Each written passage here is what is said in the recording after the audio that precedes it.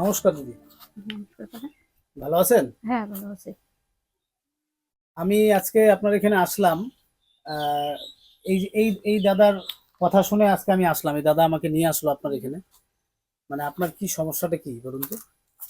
আমাদের তো সমস্যা দেখতে পাচ্ছেন, আমি চলতে পারি না। আচ্ছা। এবারে আমার কাজ কামাই করতে পারি না, খাওয়া হ্যাঁ। দাওয়া অসুবিধা হয়। হ্যাঁ। আমার পাশের বাড়ির লোক দেয়, হ্যাঁ। ওগুলো খাই।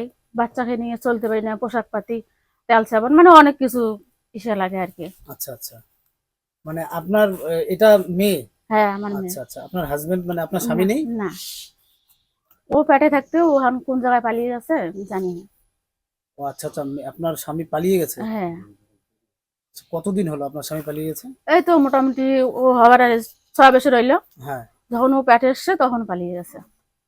আচ্ছা আচ্ছা, 6 বছর থেকে আপনার স্বামী নেই? হ্যাঁ। আপনারা কোথাও যোগাযোগ করেননি? না, আমি কোথাও যোগাযোগ করিনি, আমার কেউ নেই, কে যোগাযোগ করবে? আমি একাই। আপনি একাই? হ্যাঁ। মানে এইখানে আপনি একাই থাকেন? হ্যাঁ, একাই থাকি। আচ্ছা আচ্ছা, আপনার কি নাম? জ্যোৎস্না খাতুন। আচ্ছা আচ্ছা। তাহলে আপনার মানে এখন বর্তমান আপনার সংসার কি করে চলছে দিদি? এই তো বললাম যে পাশের বাড়ির লোক দেয়, গ্রামবাসী দেয়। আমি কিছু টুকটাক আর কি কাজ করি, বিছান টিছান তুলি, আচ্ছা ওগুলো আচ্ছা। দিয়ে চলে।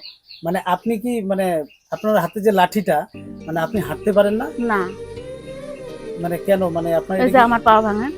ইস, কি অবস্থা! আপনার পাটা কিভাবে ভাঙলো এটা? ছোটবেলায় নাকি আমি পড়ে গেছি, আচ্ছা, তখন ভাঙছে। মানে ছোটবেলায় পড়ে গিয়ে পা হ্যাঁ। ভেঙে গেছে? হ্যাঁ। কি বলবো আপনাকে দেখে, মানে ওকে পড়াশোনা করান না মেয়েটাকে? না, পড়াশোনা করার মতো আমার শক্তি নেই, ওই জন্য করাইনি। আচ্ছা আচ্ছা। মানে এখন বর্তমান বর্তমান আপনার যে পরিস্থিতি খুবই শোচনীয়। কি বলবো, মানে আমার নিজেরই খুব খারাপ লাগতেছে আপনাকে দেখে। এবার মানে আপনি কি মানে এখন পাশের বাড়ির থেকে আপনাকে যেটুক দিচ্ছে সেই হ্যাঁ, দিয়ে হ্যাঁ, আপনার হ্যাঁ, চলছে? হ্যাঁ, হ্যাঁ, ওটা আর দিয়ে আপনি চলছে। চলছে? আচ্ছা। হুম। আর টুকটাক আপনি কি কাজকর্ম এই করেন? যে বিচুন তুলি, এই যে বর্ষার দিনে মানুষ বিচুন চাষ করে না, হ্যাঁ। ওগুলো তুলি। ও মানে মানুষের জমিতে কাজ হ্যাঁ, করেন? হ্যাঁ, আচ্ছা আচ্ছা মানে আচ্ছা। বেশি না, হালকা একটু আর কি। হালকা মানে যতটুকু আপনি এই ব্যবস্থায় কিভাবে কাজ করেন? ওইটাই আর কি, হ্যাঁ। কোনো রকম আর কি করি। আচ্ছা আচ্ছা, কোনো রকম করে আপনি তো ঠিক করে হাঁটতেও পারেন না? না। আচ্ছা আচ্ছা। তো আজকে আপনার মনে করেন যে এই যে মেয়েটা আছে, ওরও তো একটা ভবিষ্যৎ আছে দিদি। হ্যাঁ, সেটা হ্যাঁ, আছে। ওরও তো একটা ভবিষ্যৎ আছে। তো এবার ওর ভবিষ্যৎটার জন্য তো ওকে তো পড়াশোনা করাতে হবে। এখন কি করব, আমি নিজেই চলতে পারি না, ওকে কিভাবে পড়াশোনা করাবো? সে তো ঠিকই, আপনি নিজেও চলতে পারেন না, আর আপনার স্বামীও নেই। না, কেউ হ্যাঁ। নাই আমার স্বামী বলতে কি, আমার কেউ নাই, আমার বাবা মা কেউ নাই। মানে আপনার বাবা মাও নেই? না, আমার কেউ নাই।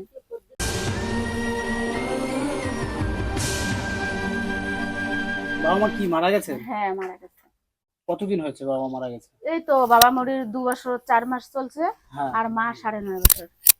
মানে বর্তমানে আপনি একদমই অসহায় হয়ে হ্যাঁ, গেছেন। আমি একাই বর্তমান, আমার কেউ নাই, উপরে আল্লাহ আছে। হ্যাঁ। আর নিচে শুধু আমি, আর এমনি গ্রামবাসী লোক তো হেল্প যথেষ্টই করে, আচ্ছা নাহলে তো আচ্ছা এতদিন আমি মারা যেতাম যদি হেল্প না করতো। আচ্ছা আচ্ছা।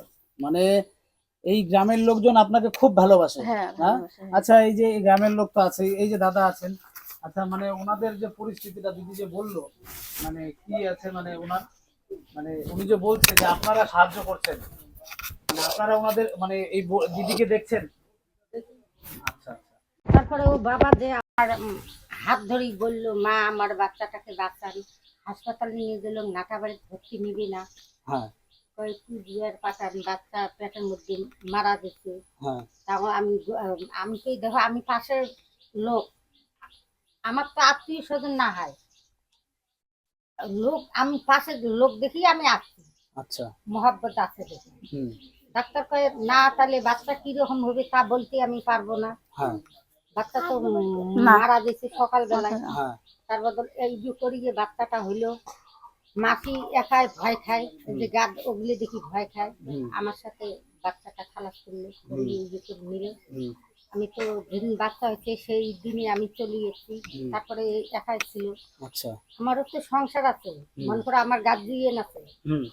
ওর পিছনে আমি সদা রবার পাই। না, আপনি তো যেটুকু করেছেন হ্যাঁ। মানে যথেষ্ট করেছেন। আর এইভাবেই আপনারা এই যে সাপোর্ট করছেন এই দিদিকে, তা আমার খুবই ভালো লাগলো। যাই হোক, আহ, তাহলে দিদি আমি আপনার জন্য কি করতে পারি বলুন? আমি এখন কি বলবো, এখন আপনার ঘরে চাল ডাল আছে? আছে একটু, একদম না বলতে পারবো না। আচ্ছা, অল্প আছে। হ্যাঁ। আচ্ছা আচ্ছা, তাহলে ঠিক আছে, আমি আপনাদের এই এলাকায় তো দোকানপাট নেই, হুম। আর আপনি আনতেও পারবেন না চাল ডাল। চালটা এনে দেই, আর চাল ডাল মশলাপাতি যা লাগে আমি এনে দিচ্ছি। হ্যাঁ, তা আপনি থাকেন, আমি আসতেছি। হ্যাঁ, ঠিক আছে।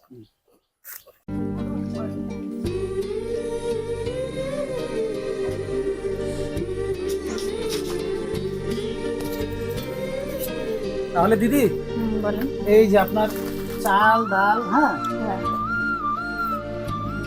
সবকিছু আনা আছে, আপনার 1 মাস চলে যাবে। ঠিক আছে, 1 মাসের খরচা আনা আছে পুরো।